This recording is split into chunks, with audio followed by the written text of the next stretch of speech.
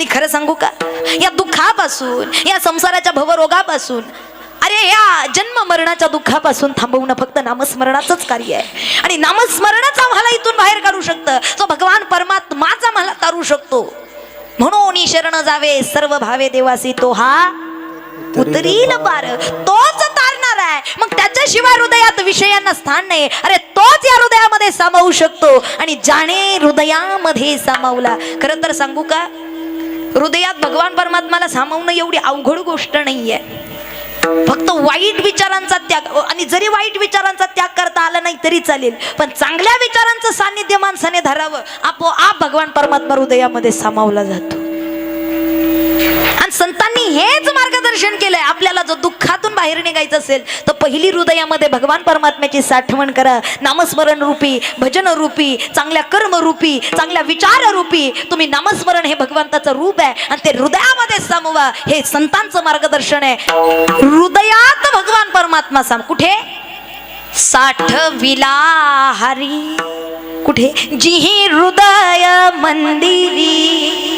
हृदय मंदिरामध्ये भगवान परमात्म्याचं स्थान राहिलंच पाहिजे. हृदयामध्ये विषय जरा बाजूला काढा, याची त्याची निंदा बाजूला काढा, याचा त्याचा द्वेष बाजूला काढा, क्रोध बाजूला काढा. काय होतं? क्रोधात भवती समोहा स्मृती विभ्रमः, स्मृती भ्रशात बुद्धी नाशो, बुद्धी नाशात प्रणश्यती. उपयोग काय? मोहाला बाजूला काढा. मोहे धरील या ऐसे होईल, असती प्रतिष्ठात ही जाईल, आणि परलोक ही अंतरेल येही कैसे. त्या रागाला, त्या क्रोधाला, त्या मोह माया जाळाला बाजूला काढा. खरं तर सांगू का, सगळ्यांना वाटतं माझं चांगलं व्हावं, जगाचं होऊ नये, माझं चांगलं व्हावं इतपत विचार सगळे लोक करतात. देवाजवळ प्रार्थना स्वतःसाठी सगळे मागतात, कधीतरी दुसऱ्यांसाठी सुद्धा मागून बघा, तिथंच भगवंताचं रूप आहे. खरं सांगू, कीर्तनामध्ये एक आजी हसत होती. इतकी हसायला लागली. म्हणलं आजी नेमकं कारण काय हो, काय हसता तुम्ही कीर्तनामध्ये? नाही म्हणल्या ताई, मला फार आनंद आहे बरं का, या आयुष्यात मला फार आनंद आहे. म्हणलं कसला आनंद आहे? म्हणल्या माझ्या 2 लेकी आहेत. म्हणलं मग? म्हणल्या माझ्या 2 लेकी आहेत आणि त्या दोन्ही लेकीचं लग्न झालं आणि दोन्ही लेकी संसार चांगल्या प्रकारे करतायत. दोन्ही लेकी संसारावरती राज करतायत, त्यांच्या घरावरती राज करतात. म्हणलं आजी हे राज करण्याचं नेमकं राजकारण काय? राज करतात कारण काय? म्हणल्या ताई, माझ्या दोन्ही लेकींना सासूच नाही. म्हणलं सासू नाही म्हणजे कुठे काशी यात्रा तीर्थयात्रेला गेल्या? नाही नाही नाही नाही, मी सासू असणार घरच माझ्या पोरींना दिले नाही. काय आई, हे डोकं फक्त आईचंच. माझ्या लेकीला सासू नसणाऱ्या घरात दिलं. म्हणलं बाबा चांगली गोष्ट आहे. नंतर क्षणात आजी रडायला लागली. म्हणलं आजी काय झालं आता, रडताय कशाला? म्हणल्या ताई आनंद तर फार आहे, पण एक गोष्टीचं दुःख सुद्धा आहे. म्हटलं कसलं दुःख? म्हणलं माझं एकुलता एक पोरगा आहे. म्हणलं त्याचं काय? म्हणलं वय झालंय 30-32. म्हटलं मग? म्हणल्या लग्नच जुळाना. म्हणलं दिसायला चांगला नसेल? नाही नाही नाही नाही, दिसायला अख्ख्या गावात कुणाचा पोरगा नाही जसा माझा. म्हणलं मग पत्रिका जुळत नसेल? अहो 36 पत्रिका जुळतात. म्हणलं गुण जुळत नसतील? सगळे जुळतात. म्हणलं मग काहीतरी प्रॉब्लेम? म्हणलं काय नाही. म्हणलं मग प्रॉब्लेम काय? लग्न का जुळे ना? म्हणल्या जी जी स्थळं येतात ना पाहिला, ते ती प्रत्येक पोरगी सांगते मला सासू नसणार घर पाहिजे. खरंच खरी चांगलं वाटलं त्यांना. हे पटलं का काय? आणि खास करून म्हाताऱ्या माणसं टाळ्या वाजवतात. हे वस्तू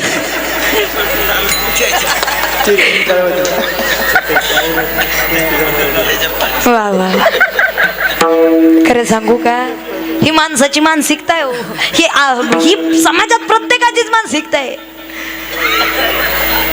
आपली लेखन जावयाचं गाडीवर बसून आला तर बाई काय कौतुक करते बाई. बाई बाई बाई बाई जावयाचं कौतुक.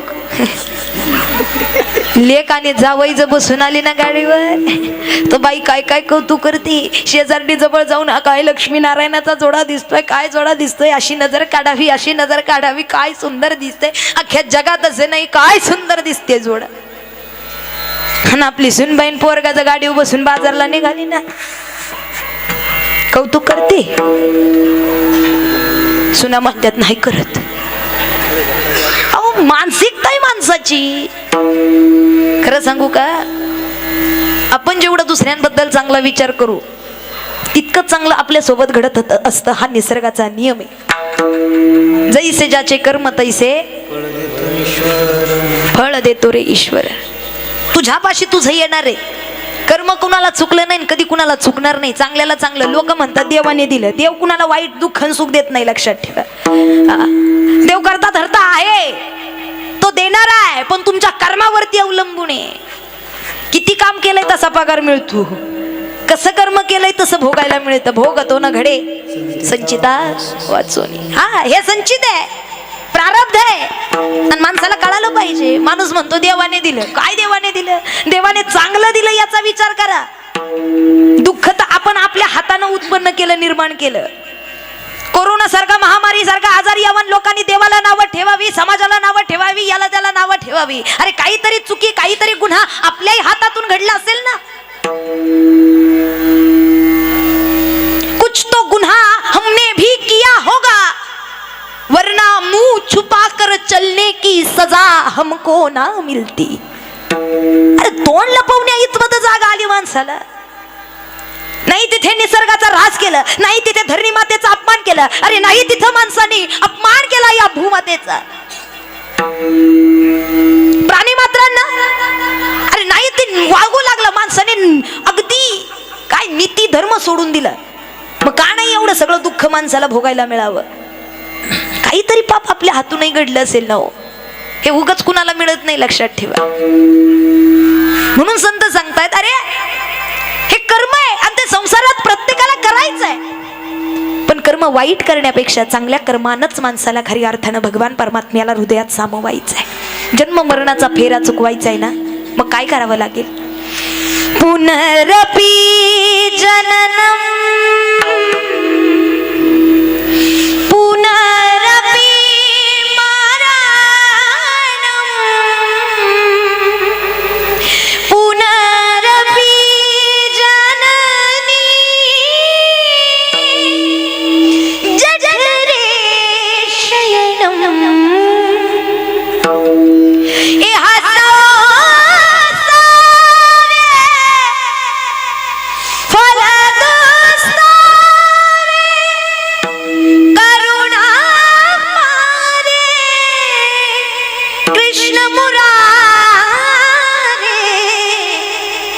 भज गोविंदम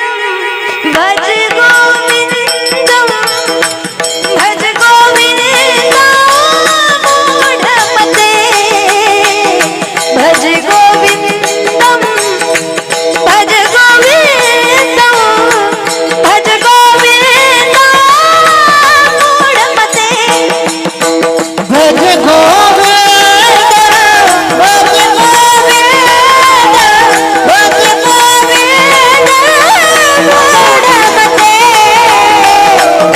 गोविंदम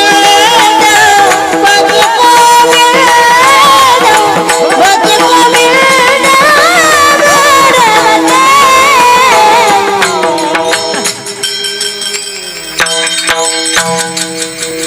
भज गोविंदम भज गोविंदम मूढ मते. अरे काय कर, भगवंताला हृदयामध्ये सामावून ठेव.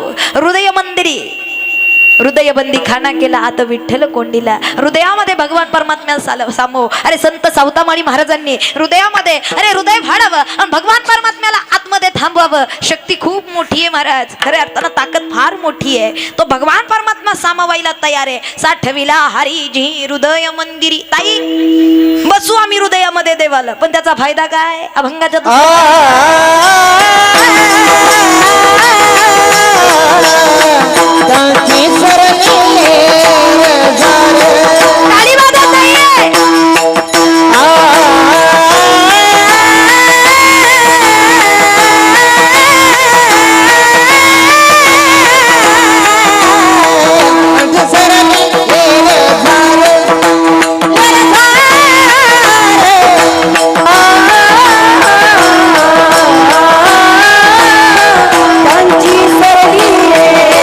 झालं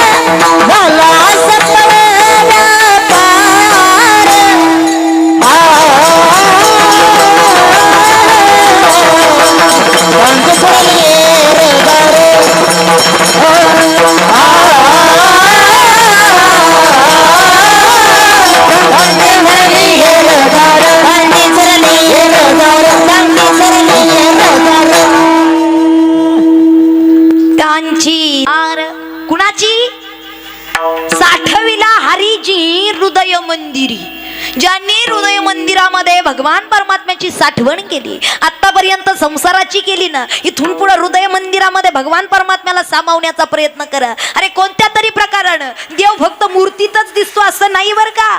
देवाचं खरं अस्तित्व जाणण्याकरिता त्याला एकदा या दृष्टीच्या पलीकडून पहा. फक्त डोळ्यांनीच देवाला पाहू. अरे नुसतं डोळ्यांनी पाहत आलो आतापर्यंत, देव दिसला नाही आम्हाला. एक जण आलं म्हणलं, ताई रात्रंदिवस देवाच्या जवळ जातो पण तरी सुद्धा देव दिसत नाही. म्हटलं दादा, अरे या वरच्या डोळ्यांनी देव पाहतात का रे कोणी? जरा आंतरिक दृष्टीने पहा, त्या ज्ञानरूपी, त्या भक्तिरूपी, त्या भावनेने पहा, नंतर देव पाहिल्यानंतर पहा.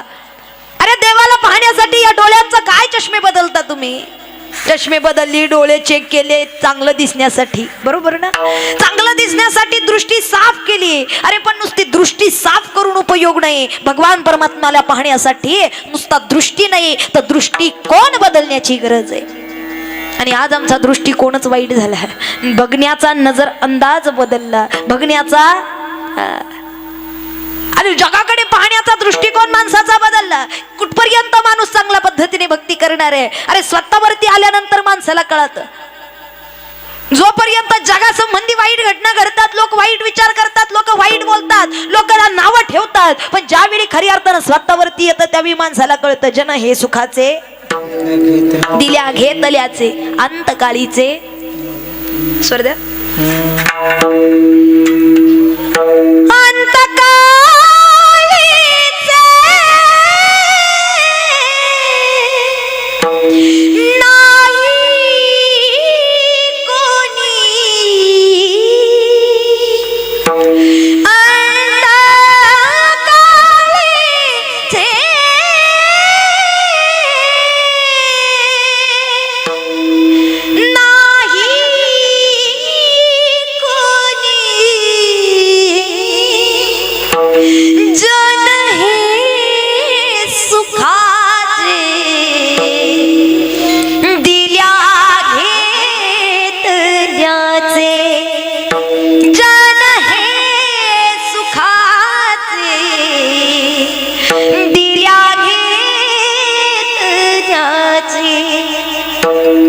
जोपर्यंत तुमचे खिसे जगासाठी भरलेले आहेत ना, तोपर्यंत जगाचे खिसे तुमच्यासाठी भरलेले आहेत. जोपर्यंत याच्या चैतन्य, ऊर्जा, शक्ती आहे, भक्ती आहे, श्रद्धा आहे, विश्वास आहे, तोपर्यंत जग तुमचं कौतुक करेल, तुमचा सन्मान करेल. ज्या दिवशी याच्यातून सगळं निघून जाईल ना, चैतन्य, ऊर्जा, शक्ती, भक्ती, श्रद्धा, त्या दिवशी जग कचऱ्यासारखं माणसाला बाजूला काढून फेकून देईल. कोण रडणार आहे आपल्यासाठी? अरे कर्मच असं करा. जन्माला आलो तेव्हा एकटा रडत होतो, पण जाताना जग रडलं पाहिजे असं कर्म माणसाच्या जीवनात झालं पाहिजे. जब तुम पैदा हुए थे तब तुम रो रहे थे, सारा जग हंस रहा था. जब तुम पैदा हुए थे तब तुम रो रहे थे, सारा जग हंस रहा था. लेकिन इस जीवन में कुछ ऐसा कर्म करते जाओ कि अंत काल में सारा जग तुम्हारे लिए रोए लेकिन तुम हंसते जाओ. जग आपल्यासाठी रडावं, आपण हसत जावं असं कर्म माणसाने करावं, नाही तर बरा गेला. कुणी म्हणू नये, सगळं लोक तुम्हाला नावं ठेवतील किंवा सगळी लोक तुम्हाला कौतुक करतील असं नाही बरं का. आपण आपलं कर्म करत राहा, जगाच्या कौतुकाची अपेक्षा धरू नका. माझं तर म्हणणं एकच असतं, कीर्तन तुम्हाला पटावं याच्याकरिता नाही, मी केलेली भक्ती भगवंताच्या चरणांपर्यंत अर्पण व्हावी बस. अहो जगाला काय, जगाला चांगलं सांगा, वाईट सांगा, जग दोन्हीकडूनही नावं ठेवतं. एकाच्या घरात जाऊन दुसऱ्याचा चिवडा खाऊन तिसऱ्याच्या गाडीत बसून चौथ्याला निवडून देतय, आणि ते नंतर कळतंय आपल्याच पार्टीतलं होतं. सुख के सब साथी दुख में ना कोई, सुख के सब साथी दुख में ना कोई, मेरे राम मेरे श्याम मेरे राम मेरे श्याम तेरा नाम बड़ा सच्चा दूजाना कोई, सुख के सब साथी दुख मेरा.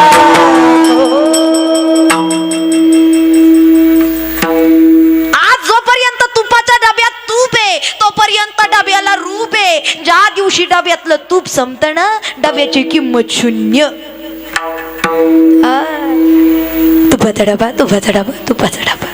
कुठपर्यंत भरलाय तोपर्यंत डबा आहे. ज्या दिवशी रिकामा होतो ना, कुणी सुद्धा त्याला डबा म्हणत नाही. रिकाम्या डब्याला डबड. रिकाम्या डब्याला काय म्हणतात इकडे? डबडच ना. अवनिधन माना तरी हलवा हो नाही का. एवढ्यातून तरी प्रतिसाद मिळावा. कलाकाराला मानधनाच्या पेक्षाही प्रतिसादाची जास्त अपेक्षा असते. ते तर मिळणार आहे, पण तुमचा प्रतिसाद मिळावा ही अपेक्षा. निदान हो नाही काहीतरी. एका गावात 2.5 तास कीर्तन केलं फक्त एका माणसाकडे पाहून.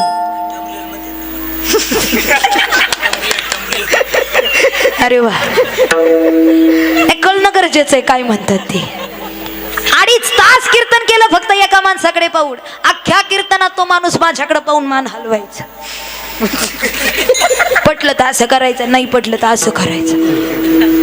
कीर्तन संपल्यानंतर गावकऱ्यांना म्हटलं, दादा अख्ख्या गावात असं कुणी कीर्तन ऐकलं नाही जसं या माणसाने ऐकलं. प्रत्येक शब्दाला आणि वाक्याला मान हलवायची.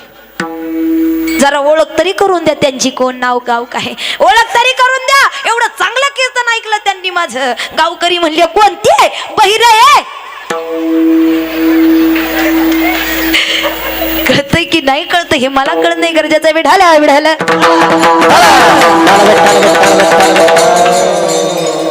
खरी अर्थानं जोपर्यंत याच्यात ताकद आहे तोपर्यंतच आम्हाला हे सगळं प्राप्त करत आहे.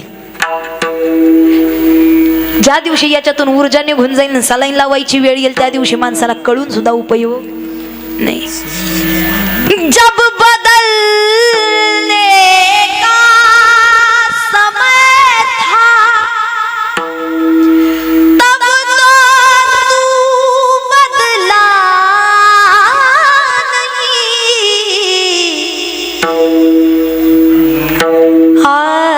अब जो बदला क्या हुआ, सब कुछ बदल जा